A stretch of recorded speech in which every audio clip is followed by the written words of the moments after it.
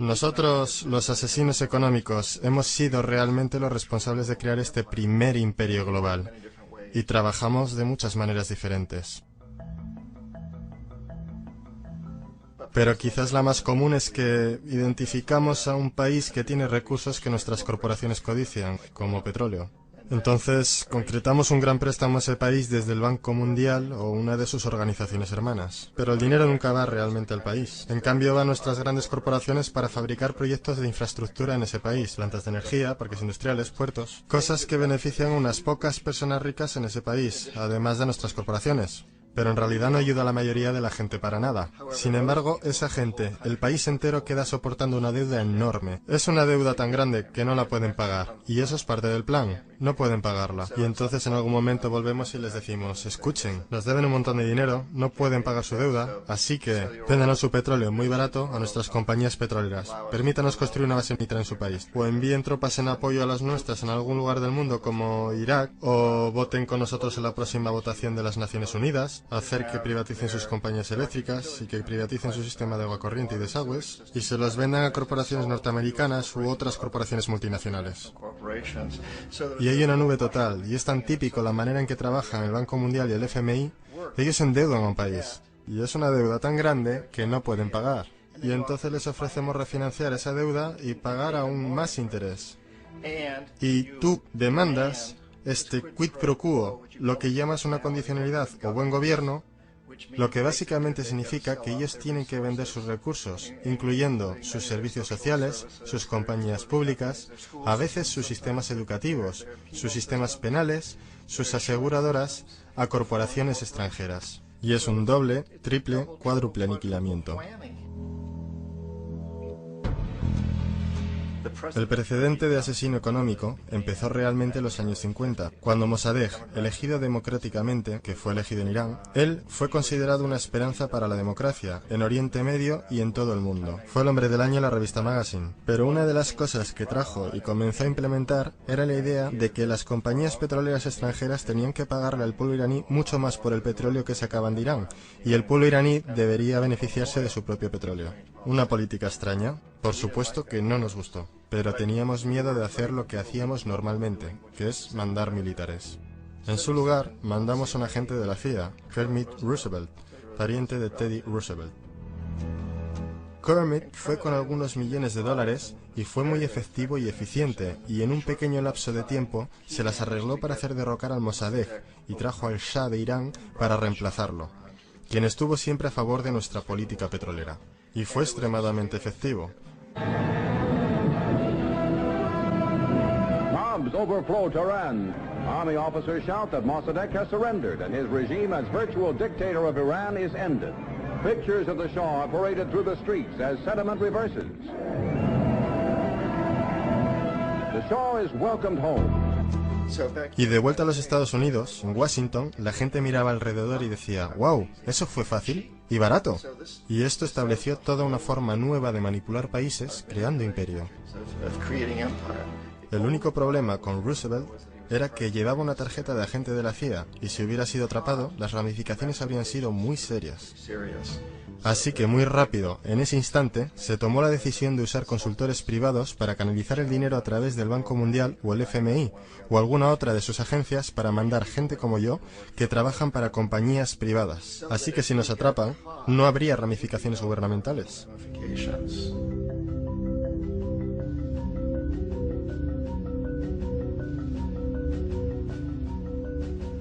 Cuando Arbenz se transformó en el presidente de Guatemala, el país estaba muy sumido bajo los pulgares de la compañía United Fruit y las grandes corporaciones internacionales. Y Arbenz corrió con esta postura que decía, ¿sabes? Nosotros queremos devolver la tierra a la gente. Y una vez asumió el poder, él estaba implementando políticas que harían exactamente eso, darle los derechos de la tierra de vuelta a la gente. A United Fruit no le gustó mucho eso. Y entonces contrataron una firma de relaciones públicas y lanzaron una campaña masiva en los Estados Unidos para convencer a la gente en Estados Unidos, los ciudadanos de los Estados Unidos, la prensa de los Estados Unidos y el Congreso de los Estados Unidos de que Arbenz era una marioneta soviética y que si le permitiésemos mantenerse en el poder, los soviéticos tendrían un punto de apoyo en ese hemisferio. Y en aquella época había un gran temor en la mente de todos, del terror rojo, el terror comunista. Y entonces, para hacer corta una historia larga, de esta campaña de relaciones públicas vino un compromiso de parte de la CIA y los militares para eliminar a este hombre. Y de hecho lo hicimos. Mandamos aviones, mandamos soldados, mandamos chacales, nosotros mandamos todo para eliminarlo. Y lo eliminamos. Y tan pronto como fue removido de su oficina, el nuevo tipo que lo reemplazó reinstauró básicamente todo para las grandes corporaciones internacionales, incluyendo a United Fruit.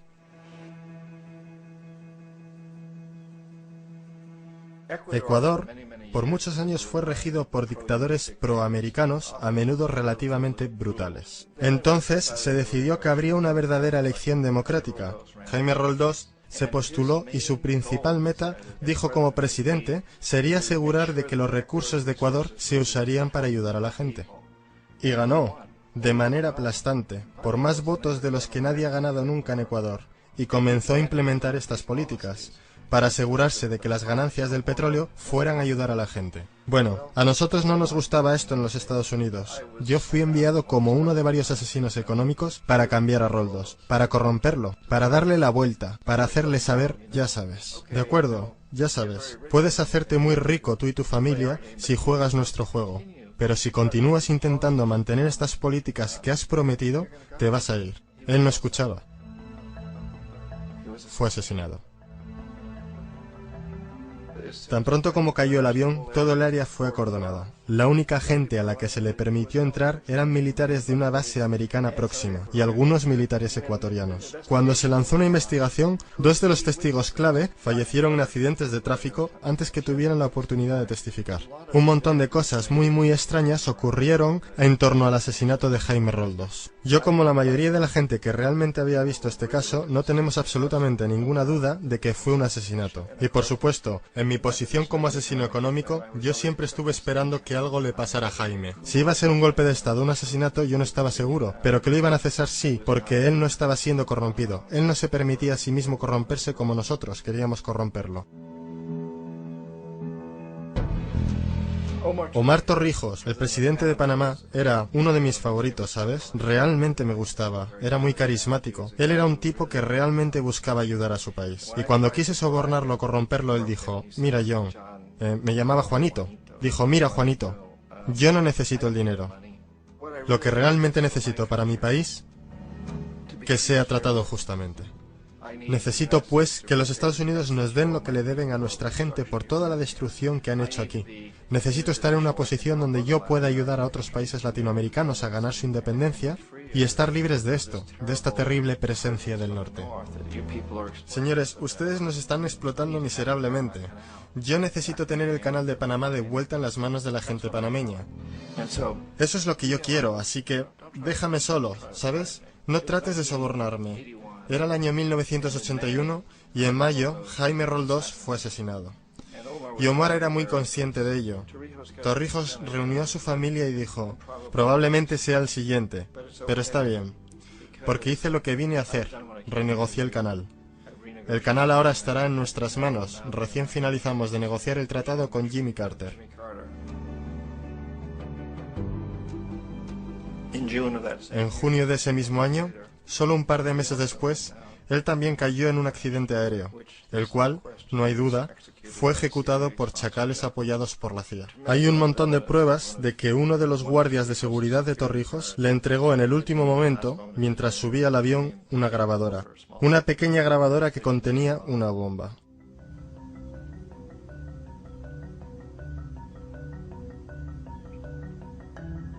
Es interesante para mí cómo este sistema ha continuado de la misma forma por años y años, salvo que el asesino económico se ha vuelto mejor y mejor. Entonces nos las vimos muy recientemente con lo que pasó en Venezuela. En 1998, Hugo Chávez queda electo presidente, siguiendo una línea larga de presidentes que había sido muy corruptos y destruyeron básicamente la economía del país. Y fue elegido Chávez entre todo esto. Chávez se paró frente a los Estados Unidos y lo hizo demandando primariamente que el petróleo venezolano fuera usado para ayudar a los venezolanos. Bueno, no nos gustó eso en los Estados Unidos, así que en 2002 se montó un golpe de Estado, el cual no hay dudas en mi mente, en la mayoría de las mentes de los demás, que la CIA estaba detrás de ese golpe.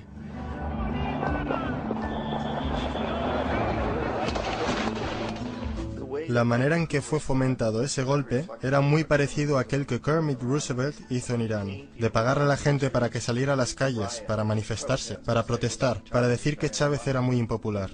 ¿Sabes? Si puedes hacer que unos pocos miles de personas hagan eso, la televisión puede hacerlo parecer como que es el país entero y las cosas comienzan a crecer rápidamente. Excepto en el caso de Chávez. Él fue lo suficientemente inteligente y la gente lo respaldaba tan fuertemente que lo superaron. El cual fue un momento fenómeno en la historia de América Latina.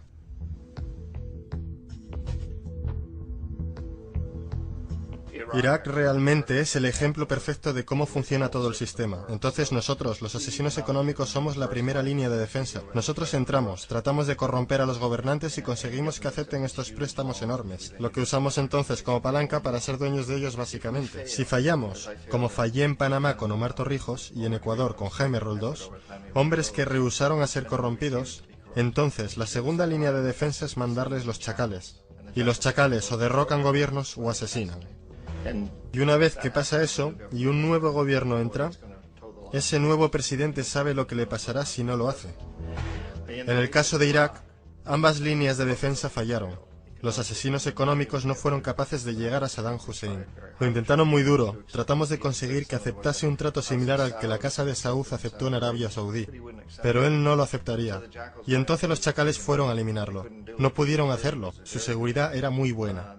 Después de todo, él, en un momento, trabajó para la CIA. Él fue contratado para asesinar a un presidente anterior de Irak, y falló, pero conocía el sistema. Así que en 1991 mandamos las tropas y eliminamos las fuerzas militares iraquíes.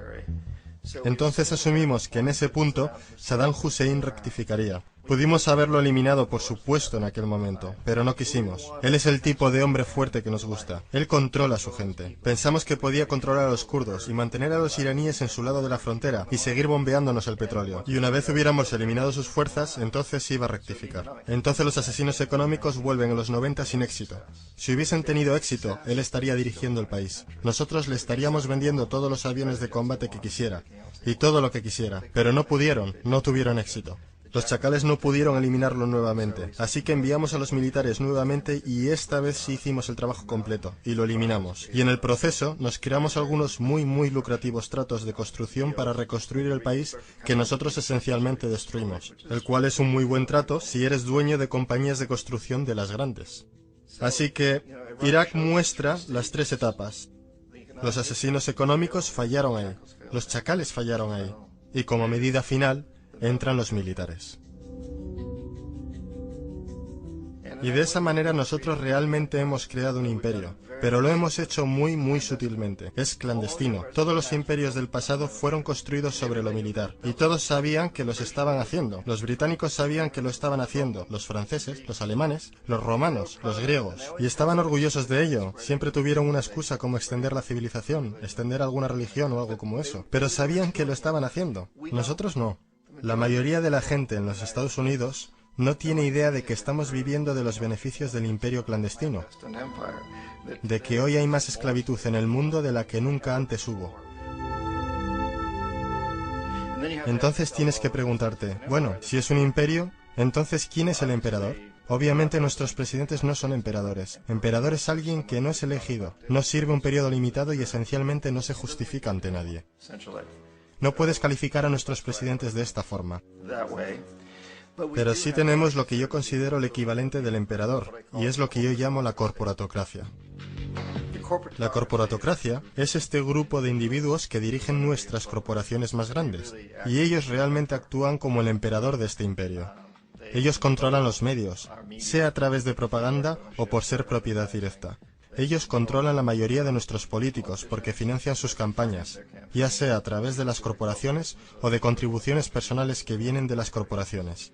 Ellos no son elegidos, no sirven periodos limitados de tiempo, no se justifican ante nadie. Y en la misma cima de la corporatocracia realmente no puedes saber si la persona está trabajando para una corporación privada o el gobierno, porque ellos siempre se mueven hacia atrás y adelante. Así que tienes a un tipo que en un momento es el presidente de una compañía constructora como Halliburton y al momento siguiente es el vicepresidente de los Estados Unidos, o el presidente quien estaba en el negocio del petróleo. Y esto es verdad aunque tengas demócratas o republicanos en la oficina. Tienes ese moverse atrás y adelante simplemente por una puerta giratoria. Y de esta forma nuestro gobierno es invisible por mucho tiempo. Y las políticas son llevadas por nuestras corporaciones en un nivel u otro. Y entonces, nuevamente, las políticas del gobierno son básicamente forjadas por la corporatocracia y presentadas al gobierno y se convierten en política gubernamental. Hay increíblemente una relación íntima. Esto no es un tipo de cosa o teoría conspirativa. Esta gente no se tiene que reunir y conspirar para hacer cosas. Todos ellos trabajan básicamente bajo una asunción primaria, y esta es que deben maximizar las ganancias sin importar los costos sociales o ambientales.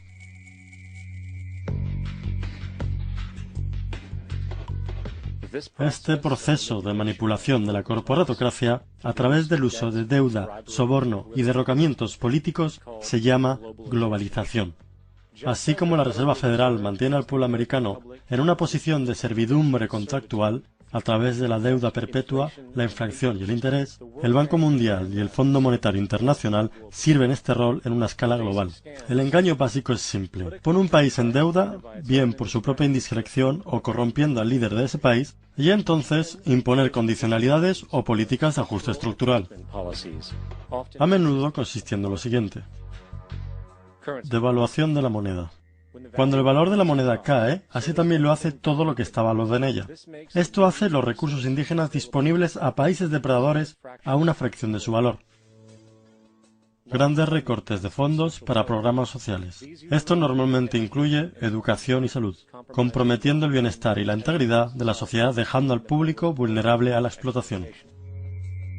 Privatización de empresas del Estado. Esto significa que sistemas sociales importantes se pueden comprar y regular por corporaciones foráneas por ganancias.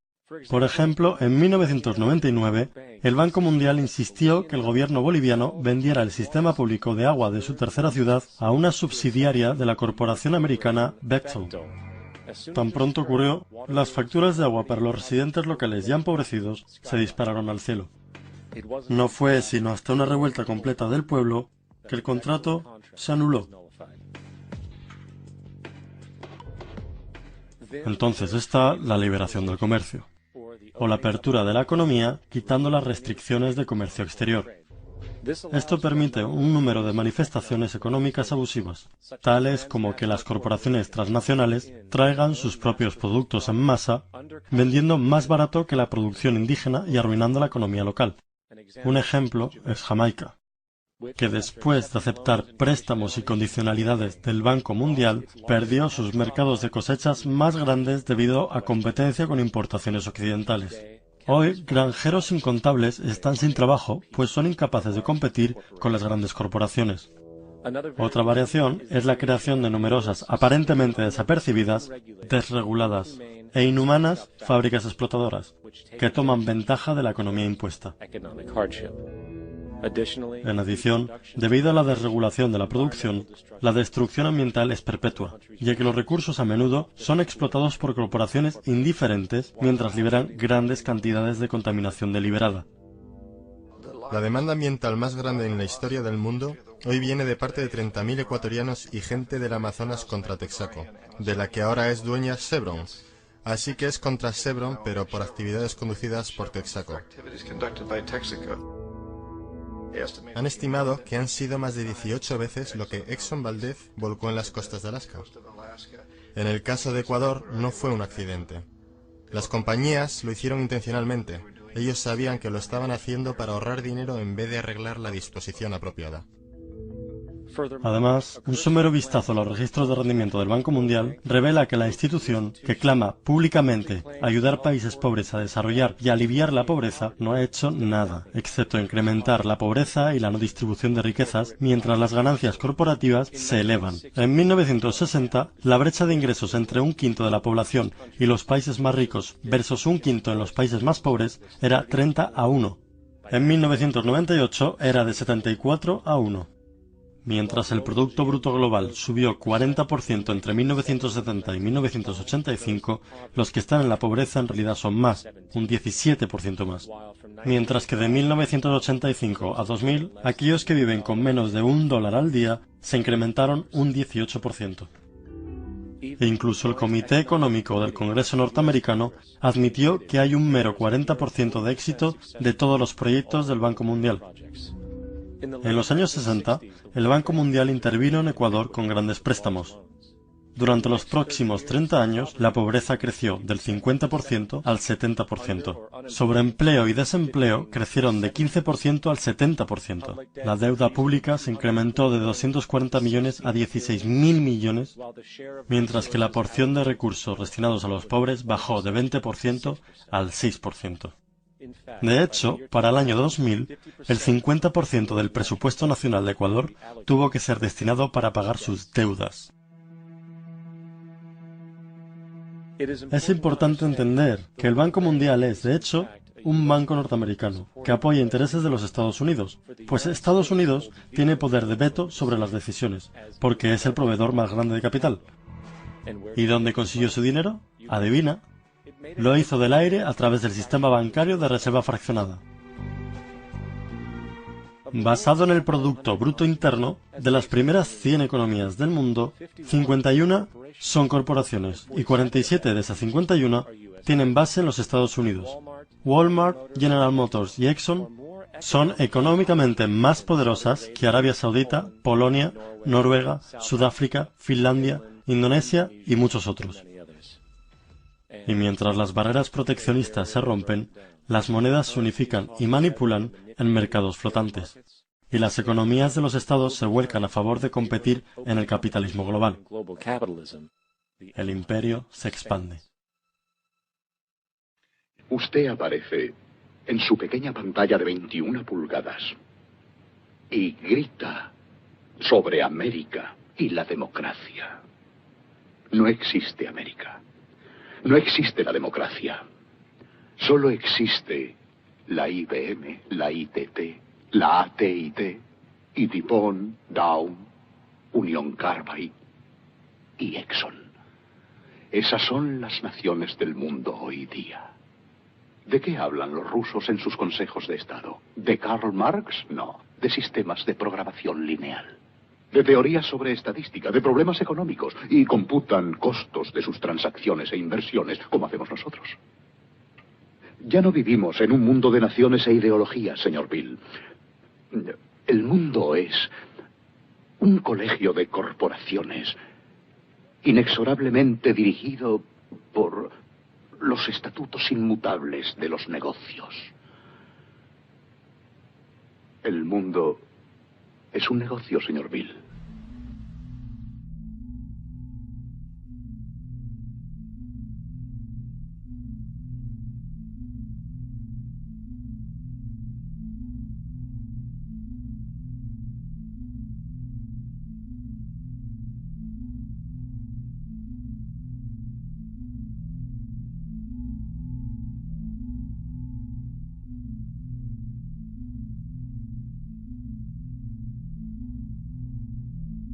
El mundo está siendo tomado por la mano poderosa de los negocios, que dominan los recursos naturales de los que necesitamos vivir, mientras controlan el dinero que necesitamos para obtener estos recursos. El resultado final será un monopolio mundial basado no en la vida humana, sino en poder financiero y corporativo. Y mientras la inequidad crece, naturalmente más y más gente se desespera.